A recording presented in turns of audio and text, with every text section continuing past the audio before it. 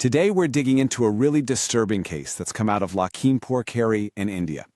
We're going to lay out the timeline of what reportedly happened, look at the very serious allegations at the center of the story, and then get into the current state of the investigation. So let's get right into it. So, where did all this happen? We're talking about a village in the Lakhimpur Kheri district of Uttar Pradesh. And it's here that one family's regular day turned into an absolute nightmare. You know, at the end of the day, this whole investigation really boils down to one single tragic question. What happened to the 13-year-old girl who went to school one morning and just never came back? All right, so let's walk through how this all unfolded. It started with something incredibly ordinary, a child's routine trip home from school. So here are the core facts as we know them. We have a 13-year-old girl, she's on her way back from school. But as the afternoon faded into evening and then stretched late into the night, she just didn't come home. Her family, as you can imagine, was getting more and more frantic. She was simply gone. And this is where the story gets really complicated and controversial. Because what the family did next, their search for help, is now at the very center of this whole thing. According to the reports, the parents did what any of us would do. They went straight to the police to report their daughter missing. They were desperate. But here's the allegation.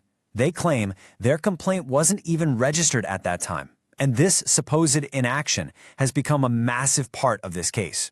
When you look at this timeline, you can really see what the family is talking about.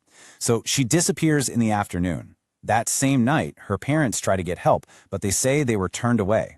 The search only ends the next morning. And not because of an official operation, but because villagers stumbled upon something absolutely horrific. And that brings us to this just gut-wrenching statement from the victim's mother. She believes that critical time was just lost. She said, and I'm quoting here, "Had the police registered her complaint on time, they could have saved the girl." I mean, that is just a powerful, direct accusation of negligence. So the next morning came, and the family's absolute worst fears became a reality. I do have to give a warning here. The details of what was found are very graphic. The girl's body was found in a nearby sugarcane field, and the reports from the scene, they describe a truly brutal crime. Her body was mutilated, and sources have specifically said her eyes had been scooped out. It was only after this grim discovery by the villagers that the police officially became involved. So with the discovery of the body, the official police investigation finally begins. Let's take a look at what the authorities are saying and what they're doing right now. The superintendent of police, Ganesh Prasad Saha, made a statement.